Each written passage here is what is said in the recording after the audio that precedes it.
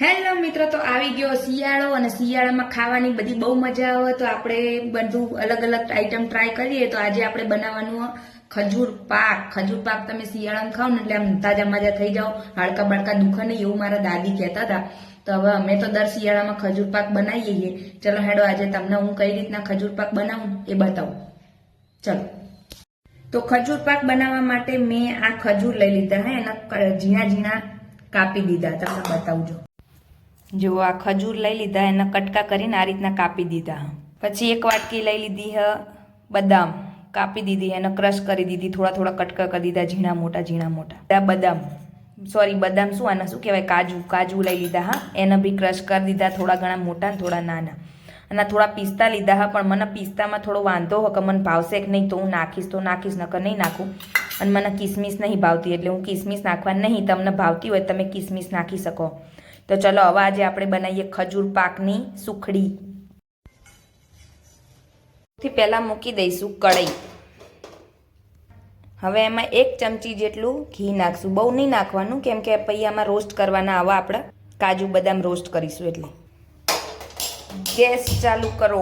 ચલો, હવે આપણે નાખી દઈશું ડ્રાયફ્રૂટ બધા. એને રોસ્ટ કરી નાખશું. પહેલા ઘીમાં શેકી નાખશું. થોડા પિસ્તા નાખી જ દેવા દે. ચલો, હવે એને રોસ્ટ કરીએ ધીમા તાપે.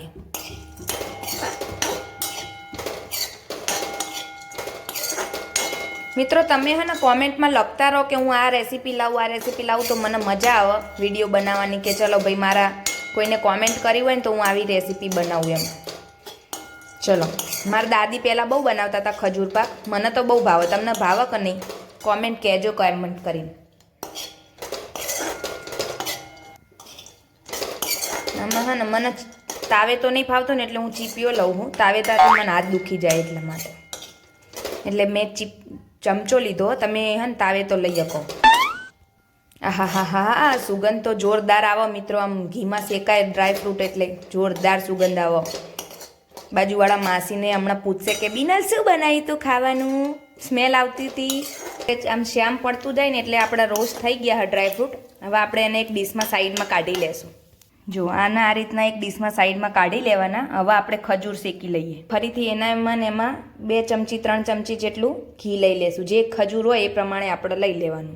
બહુ પછી ઘી નાખશો ને તો પછી મજા નહીં આવે, કેમ કે ખજૂરમાંથી ઘી બહાર નીકળશે એટલા માટે. એટલે માપે જ પહેલાં નાખવાનું ઘી, પછી જરૂર પડે ને તો થોડું નાખવાનું. હવે એને બરાબર હે ને ઘીમાં શેકાવા દો. તમે શેકાવા દેશો ને એટલે આટલી બધી ખજૂર હોય ને હાવ થોડીક જ ખજૂર થઈ જશે. ને ધીમા તાપે શેકવાની હો, બહુ ઉતાવળ નહીં કરવાની. ઉતાવળ કરવા જશો ને તો દાજી જશે ને તો મજા નહીં આવે. ધીમા તાપે.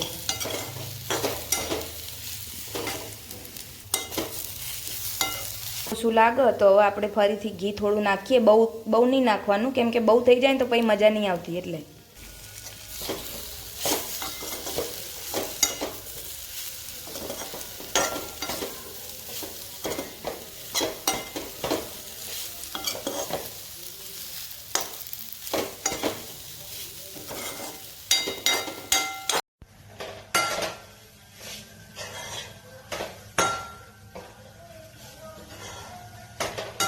તમે આ ખજૂર પાક બનાવતા હા ને આપણા ફેટ નીકળી જાય. મને સૌથી વધારે આ જ કંટાળો આવે, બેસી રહેવાનું. એટલે હું તો ઉપર રીતના રસોડા ઉપર બેસી જઉં.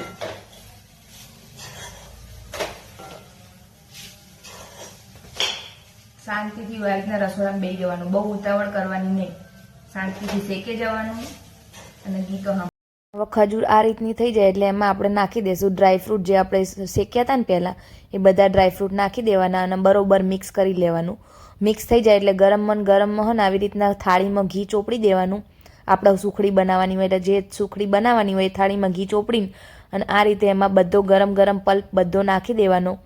અને એના પછી આપણે વાટકી લઈ લેવાની. સુખડીથી આપણે સુખડી બનાવીએ ને એ રીતે આ રીતે કરી દેવાની. મને થોડું એવું લાગતું હતું કે થોડી કદાચ વધારે ચડી ગઈ છે એવું લાગતું હતું, પણ સુખડી તો કમ્પ્લીટ બની ગઈ. અને મેં કીધું હવે ટેસ્ટ કરું પછી ખબર પડે કે ખજૂર વધારે ચડી ગઈ હક શું થયું. મને તેમ જ હતું કે બધું છૂટું પડી જશે, પણ થયું નહીં. થાળીમાં મસ્ત થઈ ગયું. હવે આગળ તમને બતાવું શું થાય, ઉખડક નહીં ઉખડતી. એટલે હેડો આગળ જોજો તમે મારી જોડે. મિત્રો માના ડાઉટફુલ હતું કે કદાચ હે ને સુખડી નહીં બને, બધું છૂટું પડી જશે, પણ ના છૂટું ના પડ્યું અને મને હે ને પ્રોપર ખજૂર પાક બનાવતા આવડી ગયો. હવે હું હે ને આંખો બંધ કરીને બનાવી શકું, એવું આંખો બંધ કરીને તો ના બનાવાય, પણ હવે મતલબ એમ કે મારા ઘરમાં જાણે બનાવવાનું થશે ને ત્યારે મારે જ બનાવવાનું થશે. તમે જોજો, કેમ કે એકવાર તમને જે ઘરમાં વસ્તુ આવડી જાય ને એ તમારે જ પછી બનાવવું પડે, એના કરતાં શીખાય નહીં. પણ હવે મને શોખ અને વિડીયો બનાવવાનો શોખ એટલે મેં બનાવ્યો, પણ મસ્ત બન્યું હતું. સુખડીનો ચોસલો તમે જોઈ શકો, કટકો એકદમ મસ્ત પ્રોપર તૈયાર થયો. તો મને એમ કે નહીં થાય, પણ થઈ ગયું એટલે મને મજા આવી ગઈ. મારા દાદી એવું કહેતા કે શિયાળામાં તમે આવું બધું ખાવ ને તો તમને હાંધા ના દુખે. અને સાચી વાત કે પહેલાંના માણસો જે ખાતા ને એ બધું ખોરાક સાચો હતો. તમે આ એકવાર ટ્રાય કરી જુઓ, તમારા શરીર માટે તો બહુ સારું હોય. ખજૂરે સારી, ઘીએ સારું, ડ્રાયફ્રૂટે સારા, શિયાળામાં તો આવું બધું ખવાય. તાજા માજા થાઓ અને ખાઓ. હા મિત્રો, તમે છેક સુધી આટલા સુધી વિડીયો જોયો હોય ને તો મારો વિડીયો લાઇક કરી દો. ચેનલને સબસ્ક્રાઈબ ના કરી હોય તો કરી દો. હું આગળ આવી નવી જ વાનગીઓ લાવતી રહું. તો આપણે ખજૂર પાકની સુખડી તૈયાર થઈ ગઈ હો. એમ તો દેખાવમાં તો બહુ મસ્ત લાગે. મને એવું લાગે કે સહેજ વધારે ચડી ગઈ કદાચ. હજી ટ્રાય કરું પછી ખબર પડે, બાકી તો મસ્ત હ. જોઈ લો સુખડી, દેખાવમાં તો બહુ મસ્ત લાગે.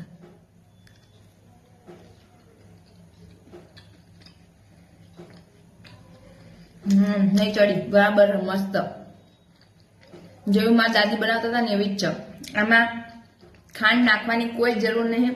એટલે તમે વેટ લોસ નહીં, પણ ખાંડ વગરની તમે શુગર ફ્રી હોય ને તમે ખાઈ શકો. ડાયાબિટીસ વાળા હોય એ પણ ખાઈ શકો. અને ટેસ્ટી તો જોરદાર.